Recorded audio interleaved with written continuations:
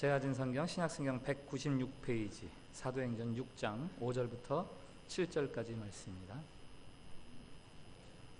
말씀 봉독할 때 살아계신 우리 하나님의 음성으로 들으시기 바랍니다. 온 무리가 이 말을 기뻐하여 믿음과 성령에 충만한 사람 스데반과 또 빌립과 브로고로와 니가노르와 디몬과 바메나와 유대교에 입교했던 안디옥 사람 니골라를 택하여 사도들 앞에 세우니 사도들이 기도하고 그들에게 안수하니라. 하나님의 말씀이 점점 왕성하여 예루살렘에 있는 제자의 수가 더 심히 많아지고 허다한 제사장의 무리도 이 도에 복종하니라. 아멘. 샬롬. 샬롬. 예, 우리 밝은 얼굴 하시고 옆에 분들하고 인사 나누십시오. 하나님께서 우리를 사랑하십니다.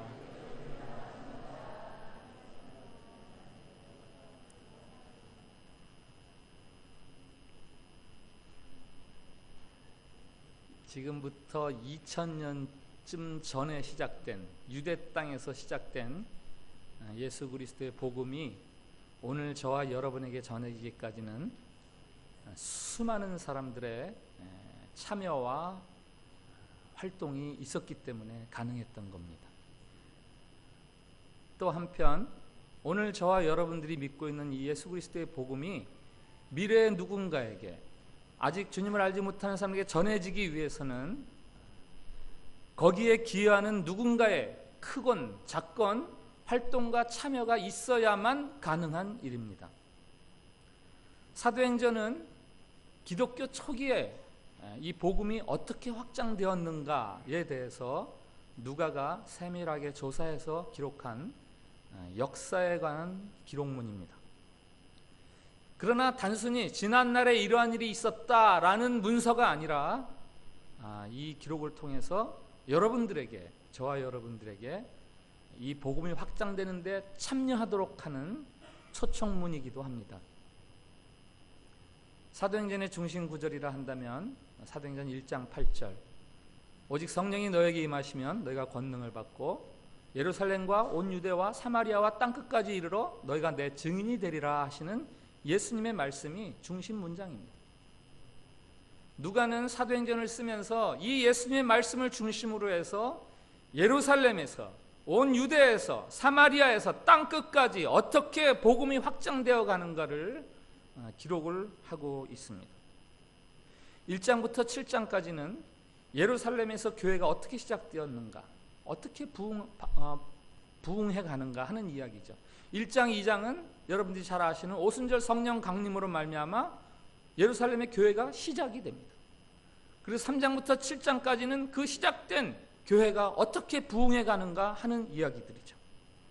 이 이야기들을 통해서 누가가 말하고자 하는 것이 있습니다. 교회의 부흥은 우연히 이루어지는 게 아니다라는 얘기죠. 가만히 있으면 교회가 부흥되는 것이 아니다. 특별히 교회로서 겪어야 하는 교회의 외적 혹은 내적 어려움들이 있습니다. 그것들을 어떻게 교회가 극복해 가느냐, 그거에 따라서 이제 교회가 부흥하고 복음이 확장된다, 이 이야기를 하는 거죠. 외적 어려움이란 무엇입니까? 예수님을 십자가에 못 박았던 당시 유대교의 정치적, 종교적 기득권 세력 사내들인이 교회를 핍박했다 하는 이야기들이고, 내적인 어려움들은 두 가지를 이야기합니다. 하나는 5장의 아나니아와 삽비라 이야기, 잘 아실 거예요. 그리고 오늘 6장에서 내적으로 겪는 어려움이 있는데 교회 안에서의 대립이에요. 교회 안에서의 갈등입니다. 예루살렘 교회 안에 헬라파와 히브리파 두 부류의 신자들이 있었습니다. 히브리파는 뭐냐? 유대인으로서 유대 땅에서 태어나서 유대에서 생활한 그 생활 배경과 문화적인 그 습관들이 다 유대 땅 안에 있던 사람들이고, 반대로 헬라파는 유대인이긴 해요. 그런데 그 생활 배경이나 문화적인 그 습관들이 유대 땅 밖에서 있었던 사람들이에요. 지금 우리로 이야기하면 해외 교민들입니다. 해외 교민들. 그들이 오순절에 예루살렘에 갔다가 거기서 예수님을 믿으면서 히브리파 사람들과 같이 한 교회를 이루게 되었습니다. 그런데 이 둘 사이에서, 이 두 그룹 사이에서 갈등이 일어나는 거예요. 왜 갈등이 일어나나? 교인들이 드리는 헌금을 가지고 교회가 구제 활동을 벌이는데 구제가 불공평하다 이거예요. 특별히 헬라파 사람들이 왜 히브리파 과부들은 많이 도와주고 왜 헬라파 사람들은 적게 도와주냐고 소외감을 토로하는 거죠. 교회가 결정을 합니다. 이 구제 활동에 앞장서서 일하던 사도들, 책임자들, 그들은 뒤로 물러서겠다. 새로운 일꾼들을 뽑아라. 그래서 그들이 구제 활동을 하게 하자. 그 결과로 교회는 더욱 부흥하게 되었다. 이 이야기. 이 이야기를 통해서 우리가 예루살렘 교회에서 배워야 하는 면들이 있습니다. 특별히 예루살렘 교회의 부흥과 관련돼서 어떤 면을 배워야 하는가? 첫 번째, 예루살렘 교회에는 화목을 이루기 위한 희생과 양보가 있었습니다. 한번 따라해 주세요. 화목을 이루기 위한 희생과 양보. 한 번 더. 화목을 이루기 위한 희생과 양보. 교회가 부흥하려면 그 무엇보다 교회가 화목해야 됩니다. 교회라고 해서 문제가 없을 수는 없습니다. 그러나 그 문제를 풀어가는 과정, 거기서 교회의 독특함이 나타나야 되는 거죠. 갈등을 해결하기 위한 예루살렘 교회의 결정 과정들을 보면 주류들, 주세력들, 사도들, 히브리파들이 무슨 얘기냐? 우리가 주류인데 하고 힘없는 자들을 무시하거나 억누르지 않았습니다. 화목을 이루기 위해서 그들이 먼저 희생하고 양보합니다. 사도들을 한번 보세요. 사도들이 제안합니다. 우리가 구제활동의 일선에서 뒤로 물러나겠다. 우리는 오직 기도와 말씀하는 것에 집중하겠으니 새로운 일꾼들을 세워주십시오. 남을 구제하는 일이 얼마나 좋은 일입니다. 좋은 일입니까? 칭찬 듣고 고마워하는 그런 자리 아니에요? 그런데 우린 이 자리에서 물러나겠습니다. 사도들이 일단 양보를 하지요. 그리고 그래서 세움받은 7 집사의 이름들이 나오는데요. 스데반, 빌립, 브로고로, 니가노르, 디몬, 바메나, 니골라. 이 7명의 이름에 공통점이 있어요. 다 헬라계 이름이라는 거예요. 히브리계 이름은 뭡니까? 흔히 야곱, 조셉, 이삭 이런 게 히브리 이름이고, 이 지금 스데반이니 빌립이니 이런 건 다 헬라식 이름이에요. 7명 모두 헬라파 성도들이었다.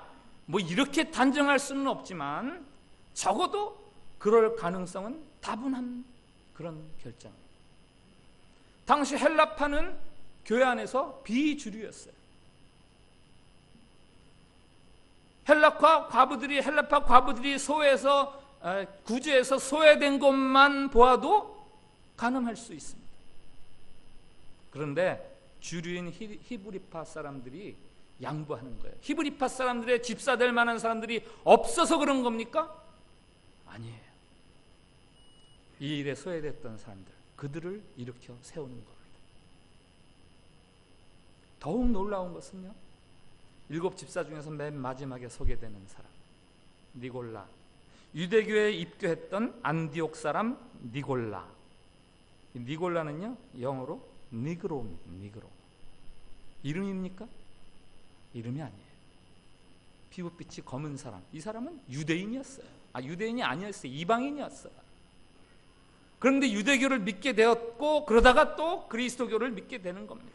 오늘날에도 계층 간에 사람과 사람 사이에 여러 장벽이 많이 있습니다. 대한민국이 지금 그 장벽 때문에 아주 시름시름 앓고 있어요. 가진 자와 많이 가진 자와 적게 가진 자, 보수와 진보, 경제 번영을 이룬 세대와 그 번영을 누리는 세대.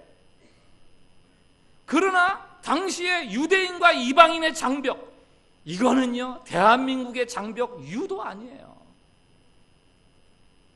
당시 유대인들은 이방인을 두고 개라고 불렀어요. 이방인들은 유대인을 두고 야만인이라고 불렀습니다. 그런데 교회 안에서 그 장벽을 뛰어넘는 거예요. 그 장벽이 허물어지는 결정이 이루어지는 거예요. 화목을 위해서. 이건 기적 같은 사건이에요.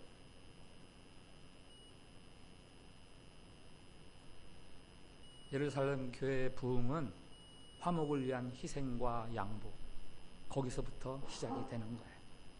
사도 바울이 빌립보 교인들에게 이야기합니다. 마음을 같이하여 같은 사랑을 가지고 뜻을 합하며 한 마음을 품어 아무 일에든지 다툼이나 허영으로 하지 말고 오직 겸손한 마음으로 각각 자기보다 남을 낮게 여기고 다른 사람들의 일을 돌아보아 나의 기쁨을 충만하게 해주십시오.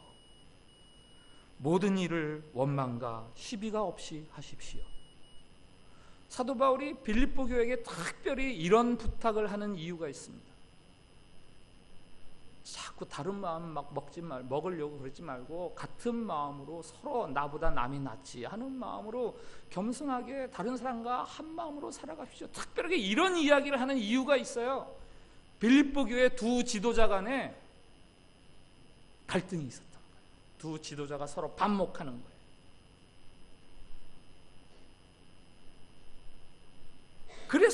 그래서 사도 바울이 말하는 거예요. 교회에서 일하고 뭐하고 그러는 것보다 가장 중요한 건 서로 한 마음으로 상대방을 존중해주고 높여주는 겁니다. 다른 교인들에게 해주는, 이 두 사람과 관련돼서 다른 교인들에게 해주는 이야기가 뭔지 아세요? 그들이 교회에서 반목을 일으키니까, 문제를 일으키니까 그들을 당장 지도자의 자리에서 끌어내야 됩니다. 그렇게 말하지 않아요. 그들을 도와주세요. 그들을 도와주세요. 그들의 이름이 생명책에 기록된 사람들입니다. 이게 세상하고 다른 거예요. 비록 지도자적인 위치에 있지만 교회에서 문제를 일으킬 때 그들을 어떻게 해야 되느냐? 그들을 잘 도와서 그들이 다시 지도자적인 역할을 할 수 있도록 그렇게 돕고, 그들이 서로 화해할 수 있도록 도와라.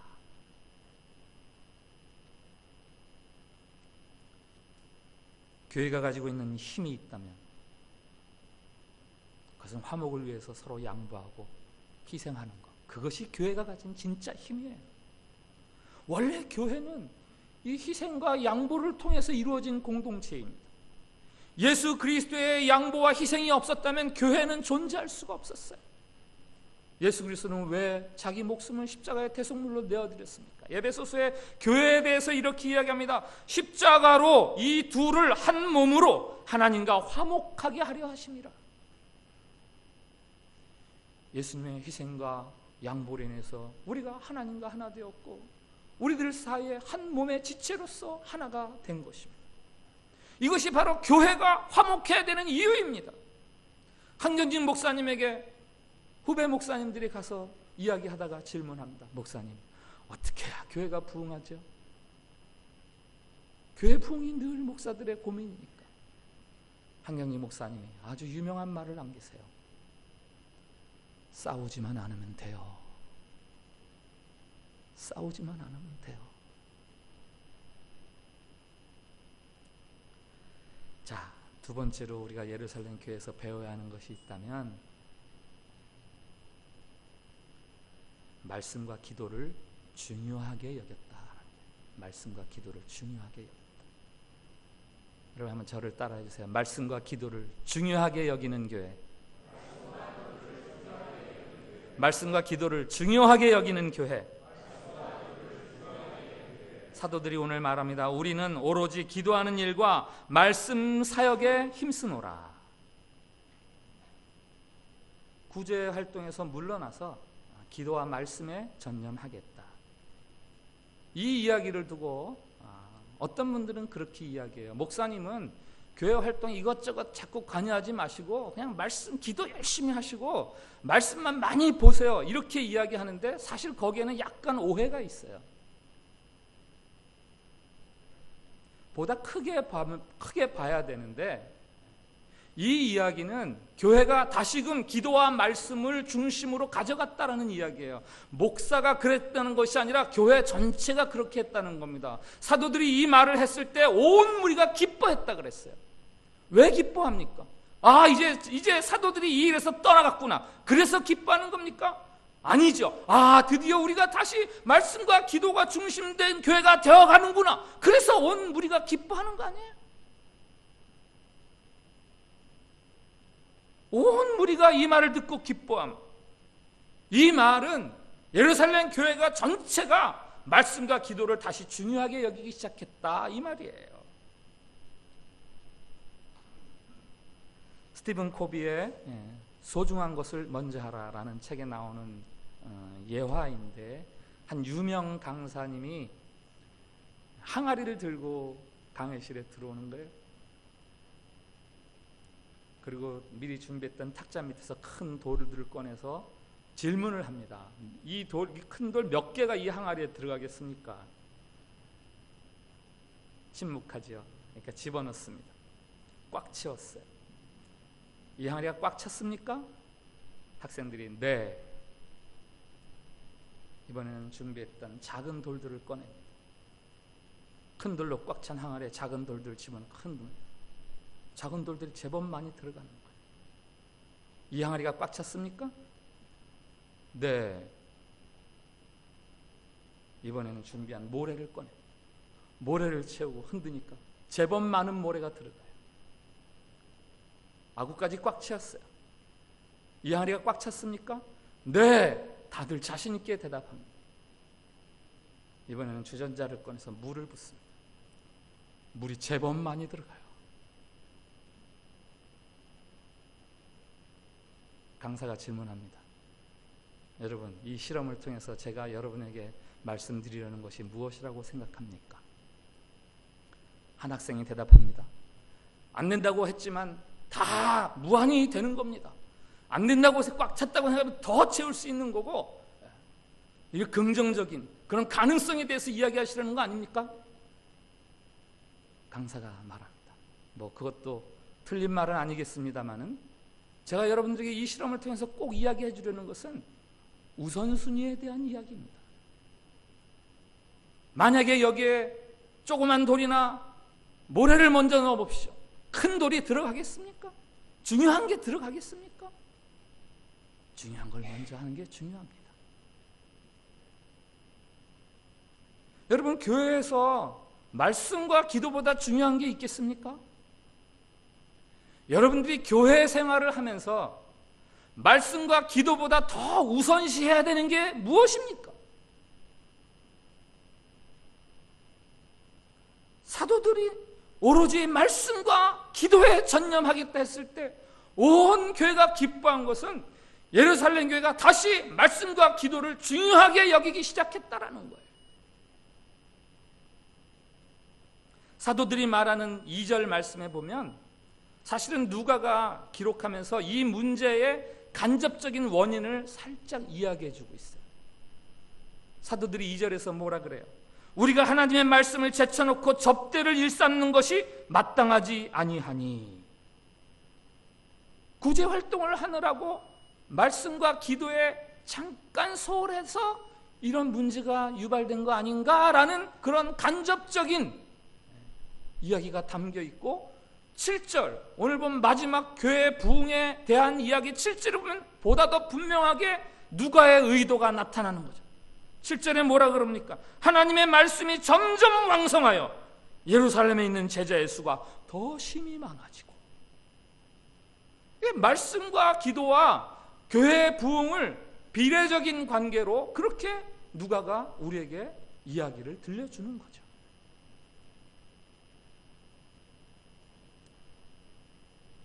여러분에게 묻겠습니다. 속으로 대답하세요. 각자. 여러분은 참빛교회가 부흥하기를 원하십니까? 속으로 한번 대답해 보세요. 나는 참빛교회가 부흥하기를 원하나? 여러분은 참빛교회를 통해서 예수 그리스도의 복음이 이 교민사회, 이 시대에 더 번져가기를 원하고 계십니까? 속으로 대답해 보세요.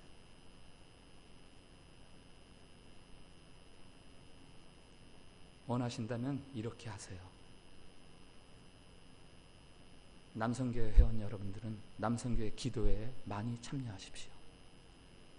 여전대 회원들은 여전대 성경 공부, 수요일 성경 공부에 많이 참석하세요. 여러분들 모두 금요일날 PGIF에 많이 참석하세요. 지금 제가 광고 시간이어서 광고를 하는 거 아닙니다. 지금은 설교 시간, 하나님의 말씀을 듣는 시간이에요.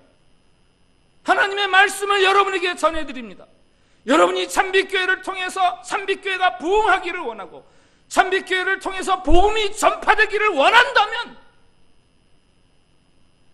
말씀과 기도에 여러분들의 삶을 더 많이 헌신하십시오. 참빛교회가 부흥하려면 지금보다 훨씬 기도회가, 성경 공부가 부흥해야 돼요. 여러분이 기도회에 못 나올 이유, 성경 공부에 못 나올 이유들 있지요. 네. 차가 너무 막혀. 아이들만 집에 따로 있어서 너무 몸이 너무 피곤하고 혹은 너무 바쁘고, 안 나와야 될 이유가 있습니다. 그러나 반면에 나와야 되는 이유도 있어요. 나와야 되는 이유는 무엇입니까? 참빛교회 부흥이죠.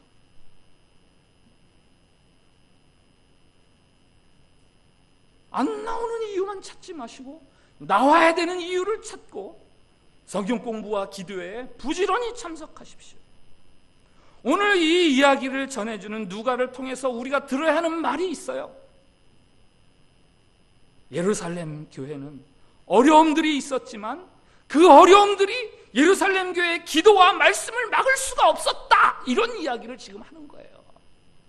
여러분들 개인들에게 적용을 하면 여러분들이 기도회, 성경 공부에 참석하지 못할 이유들이 있었지만 그들은 능히 그것들을 극복하고 나왔다라는 이야기를 하고 싶은 거예요.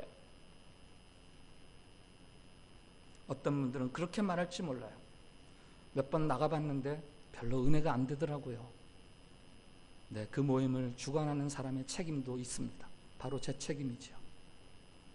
그러나 그렇게 말하는 것은 대단히 이기적인 신앙이에요. 가도 별로 은혜가 안 돼 해서 안 나오는 신앙, 대단히 병든 신앙입니다. 여러분들은 교회 모임에 꼭 무엇을 얻어야만 그 모임에 가야 된다고 생각하십니까? 우리는 공동체인데, 공동체가 모입시다 하는 그 자리에 내가 그 자리에서 뭘 얻을 수 있나? 있으면 오는 거고 없으면 안 오는 거예요? 아니에요. 하나님이 원하시는 공동체는, 공동체가 모이자 하면 내가 있어야 하는 그 자리에 아무것도 받는 거 없어도 가만히 앉아있는 그것을 하나님이 원하시는 거예요. 제가 존경하는 목사님이 계세요. 한국에는 노예라는 게 있지 않습니까? 뭐 몇 박 며칠 해요. 젊은 목사들은 노예 참석했다가 뭐 별로 할 얘기도 없으니까, 그리고 다 하는 주고받는 이야기가 뭐 이렇게 진지하고 시리어스한 이야기들이 아니니까 싹 빠져나와서 뭐 주변에 가서 놀기도 하고 먹기도 하고 그러는데요, 그 목사님은 개회 예배부터 마지막 예배까지 꼬박 참석합니다. 그러면서 발언 한 번 안 해요. 그냥 앉아 계세요. 그게 그렇게 은혜가 되더라고요.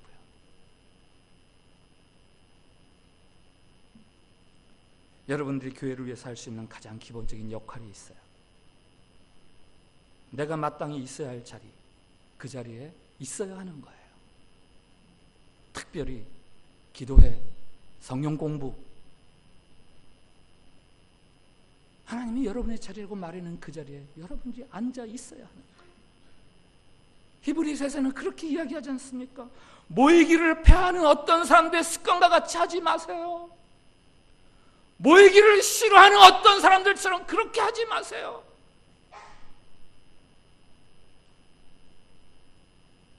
말씀과 기도의 자리가 왕성해질 때 예루살렘 교회처럼 참빛교회도 부흥할 수 있는 거예요. 세 번째는 예루살렘 교회에는 칭찬 듣는 평신도들이 있었다는 겁니다. 한번 따라해주세요. 칭찬 듣는 평신도가 있었다.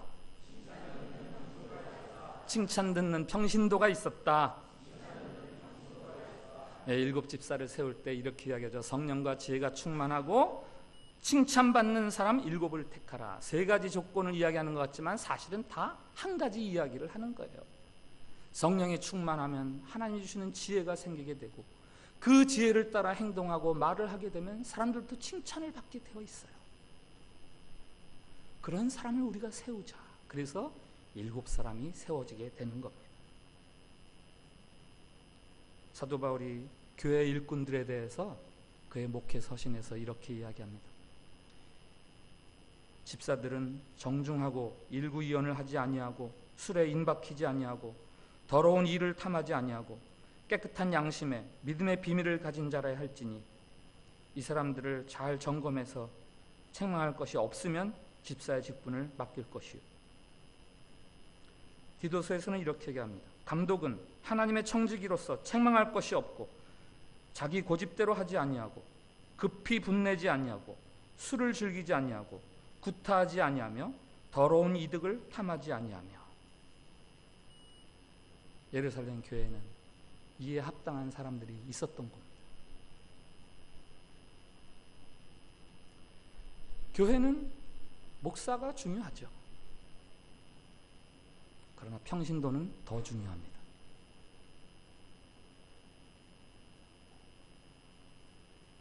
저희 교회를 소개하는 안내책자에 저희 교회가 지향하는 5가지 방향성이 소개가 되고 있어요.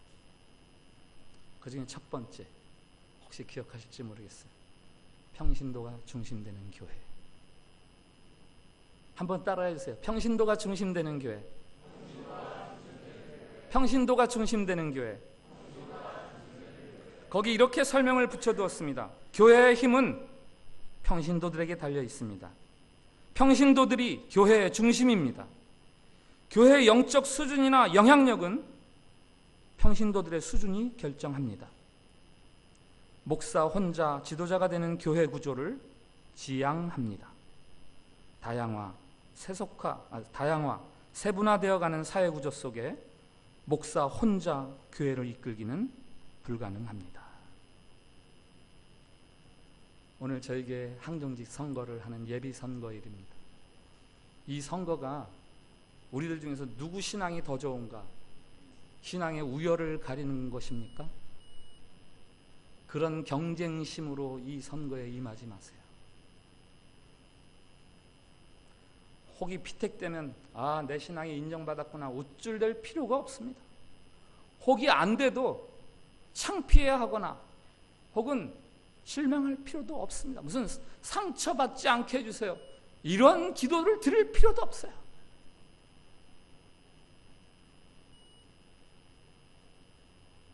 다만 우리가 이 선거를 통해서 정말 바라고 추구해야 할 바는 이 선거를 통해서 피택되는 사람이나 그들을 세우는 사람이나 모두가 한 마음으로 이제는 우리가 교회를 위해서 더 열심히 더 충성스러운 평신도가 돼야 되겠구나 하는 선한 결단을 하는 것, 그게 바로 이 선거에 임하는 우리 모두의 자세여야 되는 거예요.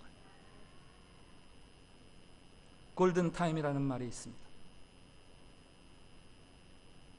심장마비나 뇌출혈에 걸린 사람들 그 초기 몇 분, 몇십 분, 그게 굉장히 중요하다. 그래서 골든타임이다. 그때 잘해야 된다. 교회 부흥에도 골든타임이 있어요. 지금이야말로 참빛교회 부흥의 골든타임입니다. 새로운 예배당을 마련하고 여기로 와서 예배든 지 8개월, 앞으로 한 1년, 1년 반, 요게 우리 교회 부흥의 골든타임이에요. 이때가 굉장히 중요합니다.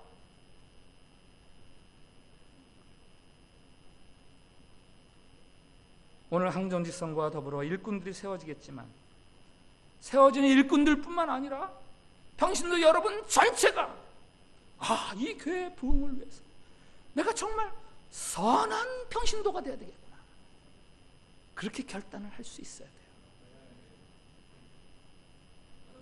앞서 소개했던 참빛교회 안내책자에 몇 가지 결의문이 들어있는데 거기에서 2가지만 소개를 드리겠습니다.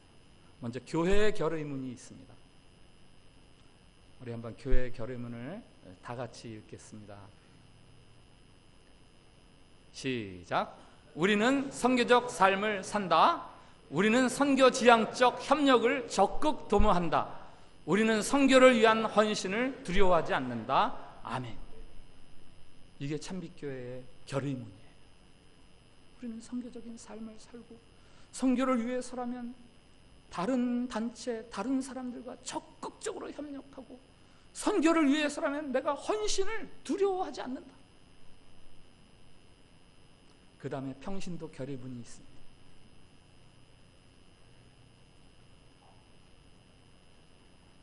다섯 가지가 있는데 여러분들만 읽으세요. 제가 하나, 그럼 여러분이 하나님의 말씀을 성실히 읽고 그 말씀에 순종하겠습니다 하고 결의하시는 거예요. 그 다음 하나, 그러면 기도 생활에 게으르지 않겠습니다. 자, 하겠습니다. 평신도 결의문 하나. 하나. 하나. 하나. 하나. 아멘. 아멘. 누가가 예루살렘 교회와 유대와 사마리아로 퍼져가는 복음의 확장에 대해서 기록한 것처럼 훗날 누군가가 참빛교회의 역사를 기록하는 사람이 있을 때 이런 문장이 있다고 해봅시다. 아무개로 인하여 참빛교회가 부흥하게 되었다. 여러분들은 그 아무개가 되고 싶지 않으십니까? 여러분들은 그 아무개가 되어야 하는 것 아닙니까?